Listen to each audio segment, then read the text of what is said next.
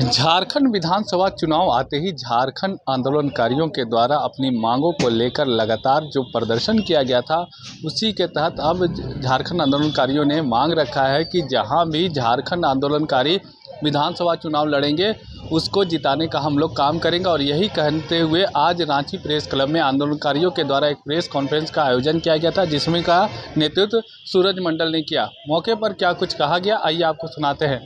कांग्रेस का पार्टी की सरकार होती थी, राज भी नहीं बनता। 3 राज उन लोगों ने बनाया, हम लोग को राज बनाया, लेकिन राज कर सरकार में नेतृत्व करने वाले ऐसे आदमी को दे दिया जो आदमी राज को आते ही पहले फिर से आदिवासी मूलवासी को डिवाइड करने का शुरुआत कर दिया। और उसने 2 काम ऐसा कर दिया कि आप पूरे देश में आरक्षण की बात बोलते हैं, 73% आरक्षण तमिलनाडु में है, 69% ये कर्नाटक में है, लेकिन यहाँ 27% जो आरक्षण था उसको काट करके 14% कर दिया। तो ये तो तोहफा उसको ओबीसी के लोगों को दिया ना। तो इसी बात को लेकर के अगर ये उसमें बाबूलाल मरांडी चीफ मिनिस्टर नहीं बनते, अगर करिया मुंडा होता तो बैलेंस करके वो चलते, लेकिन इसने पूरा चौपट कर दिया राज को। और अपने भी चले गए, लेकिन लड़ा करके गए। और आज विधानसभा चुनाव में अभी क्या प्रतिरोध कर रहे हैं? विधानसभा चुनाव में हम लोग 2 गैर आंदोलनकारी, एक तो है सरकार चला रहा है और दूसरा वो अपना बीजेपी खड़ा किया है, तो दोनों गैर आंदोलनकारी है। तो इन दोनों को नहीं सत्ता में आने देने का आंदोलनकारियों की योजना है। क्योंकि ये झारखंड आंदोलनकारी लोगों का जो तकलीफ दुख आंदोलन का बात को नहीं समझता, क्यों राज किया गया वो नहीं समझता है। एक तो वो आया तो सीधे सीधी बालू कोयला आयरन और जमीन सब का कारोबार करने लगा। तो एक आया और उसके बाद जब था तो अभी देख ली, इससे पहले किसका शासन था। अच्छी बात है कि आदिवासी लोग 24 साल में 19 साल शासन किया। तो जब 19 साल के बाद एक जो है हम बोलते हैं आदिवासी 19 साल, बाहरी वासी 5 साल और अब की बारी मूलवासी। ये आज बीजेपी को जो है ना पूरा जेवीएम को बीजेपी में कन्वर्ट कर दिया। और ये वो जेवीएम बीजेपी उसको कोई मतलब नहीं आंदोलन से। इसलिए हम लोग का है कि जहाँ पर इन दोनों को हटाने के लिए जो भी कैंडिडेट खड़ा होगा आंदोलनकारी, हम लोग उसको सपोर्ट करेंगे। ये हम लोग के कि किसी भी कीमत पर इन दोनों को नहीं आने देना। ये सामने आंदोलनकारी को जो पेंशन देने का बात है वो सम्मान नहीं, अपमानजनक है। 3000 से शुरू किया था, 3500 रुपया देता है। हम आंदोलनकारी से अनुरोध करेंगे कि वो बहिष्कार करें, 3500 रुपया नहीं लें जब तक सरकार 15,000 रुपया महीना नहीं देगा। डेली कम से कम 500 का मजदूरी होना चाहिए। और कोई भी आपको बता रहे हैं कि सभी आंदोलनकारी से झारखंड की जनता से गुजारिश है कि ऐसे उम्मीदवार को आप ना सपोर्ट करें जो किसी तरह से हासिल कर लेता है। कौन माफिया है कोयला का, कौन दारू का, सब आप लोग जानते हैं। उसको टिकट अगर दे दे तब भी उसको वोट मत दीजिए। यही हम आप लोग से गुजारिश करेंगे। और ये 15 से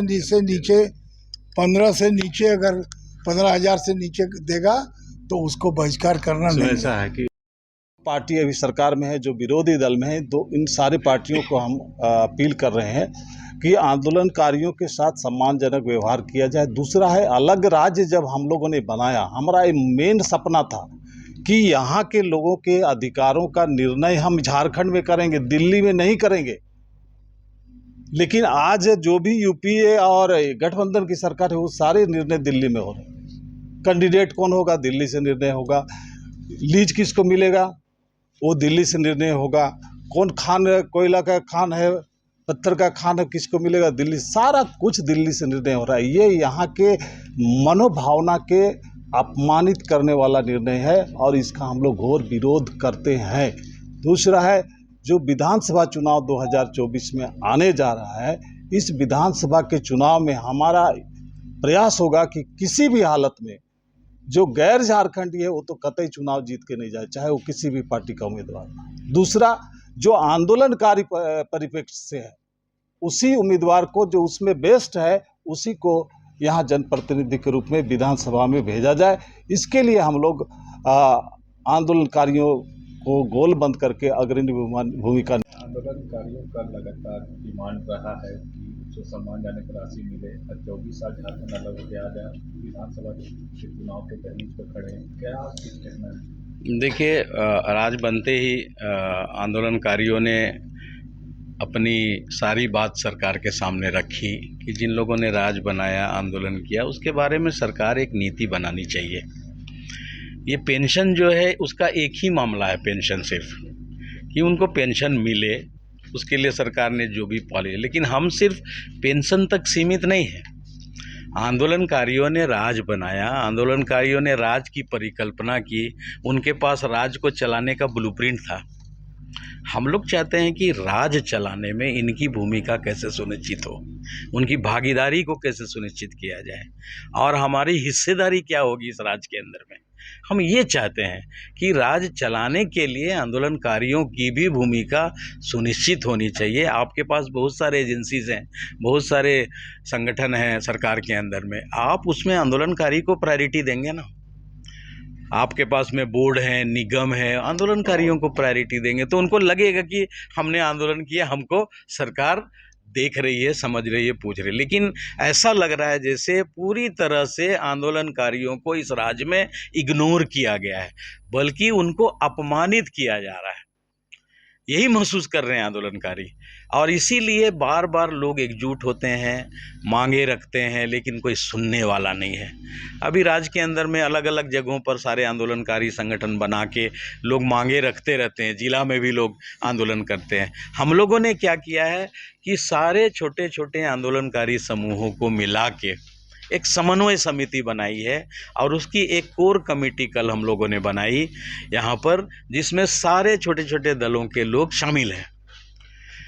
उसको लेके कोर कमेटी बनी है। हमारा पहला मुद्दा है कि आने वाले चुनाव में हमारी भागीदारी कैसे होगी चुनाव में, और इसीलिए एक नीतिगत निर्णय लिया गया है कि जो चुनाव आएगा उसमें हम लोग की प्रायोरिटी होगी कि जो आंदोलन से जुड़े हुए लोग हैं, किसी भी पार्टी में कहीं भी हैं, तो उनको हम लोग अपना समर्थन देंगे। और हम ये चाहेंगे कि जो लोग आंदोलन में जिनका कोई रिश्ता नहीं है, जिनका कोई संबंध नहीं है,